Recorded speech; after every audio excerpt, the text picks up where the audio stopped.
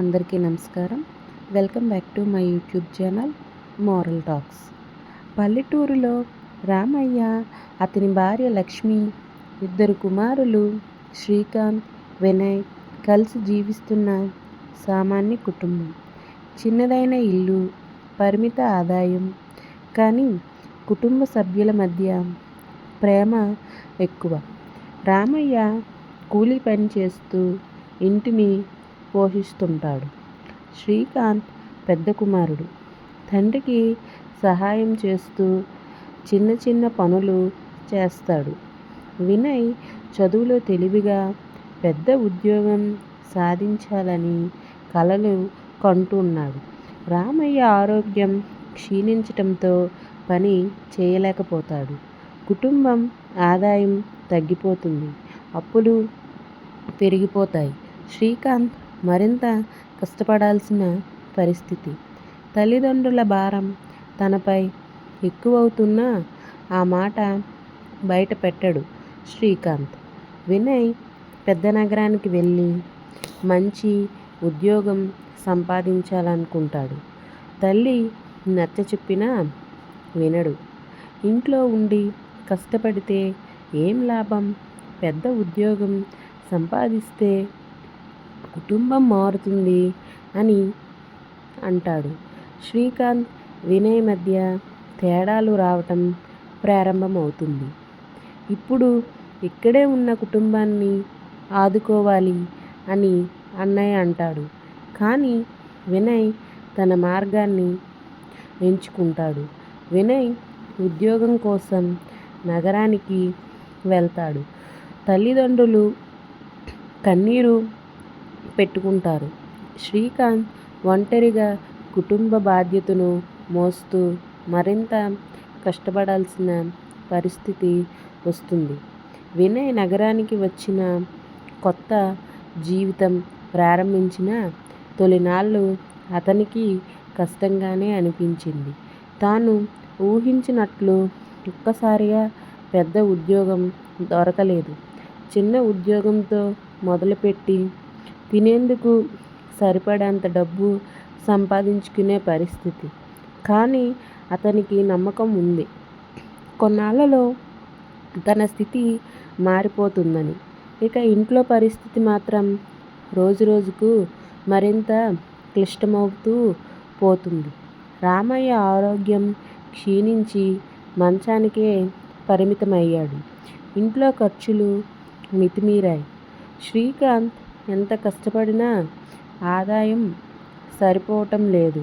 తల్లిదండ్రులు వినయ్కి ఈ సంగతి చెప్పాలని అనుకున్నా అతను కొత్త జీవితం కోసం పోరాడుతున్నాడనే భావనతో వెనకడుగు వేస్తూ వచ్చారు. ఒకరోజు లక్ష్మి వినయ్కి ఫోన్ చేసింది. నాన్న ఆరోగ్యం బాగాలేదు బాబు, ఇంట్లో పరిస్థితి కష్టంగా ఉంది.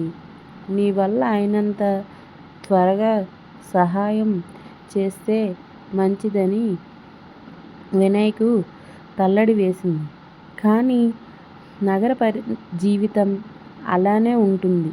ప్రతి పైసా కష్టంతో సంపాదించాల్సిందే. తన జీతంలో ఇంటికి డబ్బు పంపటం సాధ్యమేనా? అమ్మా, నాకు కూడా ఇక్కడ ఖర్చులు ఎక్కువ. కొంచెం టైం ఇస్తే మంచి ఉద్యోగం దొరికాక రెగ్యులర్గా డబ్బు పంపగలను అని చెప్పాడు. తల్లి ధైర్యం చేసుకొని ఫోన్ పెట్టేసింది. కానీ ఆమె ముఖంలో ఆందోళన స్పష్టంగా కనిపించింది.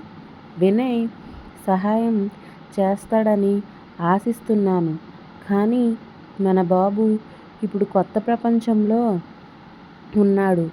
మన కోసం నిజంగా ఆలోచించాడా అని రామయ్య అగోచరంగా అనుకున్నాడు. శ్రీకాంత్ మాత్రం అసహనంతో ఉన్నాడు. తాను చేస్తున్న త్యాగాలు ఎవరికీ కనబడడం లేదనే భావన అతనిలో పెరిగిపోయింది. ఇంట్లో సమస్యలన్నీ నా మెడపైనే పడుతున్నాయి. వినయ్ సహాయం చేస్తాడనే నమ్మకంతో ఇంకా ఎంతకాలం వేచి చూడాలి అని తల్లిదండ్రులతో వాదించాడు. కాగా వినయ్ నగరంలో కొత్త జీవితానికి అలవాటు పడుతున్నాడు. ఉద్యోగం కాస్త మెరుగుపడింది. డబ్బు చేతికొచ్చి సరికి ఖర్చులు కూడా పెరిగాయి. సుమారు చేసిన తరువాత ఇంటికి డబ్బు పంపిద్దామనుకున్నా ఇంకాస్త సెటిల్ అయిన తరువాత పంపుదామని అనుకుంటూ వచ్చాడు. ఇదంతా జరుగుతుండగా ఇంట్లో పరిస్థితి మరింత దిగజారింది. అప్పులు పెరిగిపోతాయి. రామయ్య ఆరోగ్యం మరింత క్షీణించింది. లక్ష్మి కన్నీళ్లను దాచుకుంటూ శ్రీకాంత్కి ఓదార్పు చెప్పే ప్రయత్నం చేసేది. నాన్నకు ఏమైనా అయితే అనే భయంతో శ్రీకాంత్ కుంగిపోయాడు. ఇక వినయ్ ఎప్పుడు ఇంటికి డబ్బు పంపుతాడో లేదో, నిజంగానే తన కుటుంబాన్ని గుర్తు పెట్టుకుంటాడో తెలియని పరిస్థితి.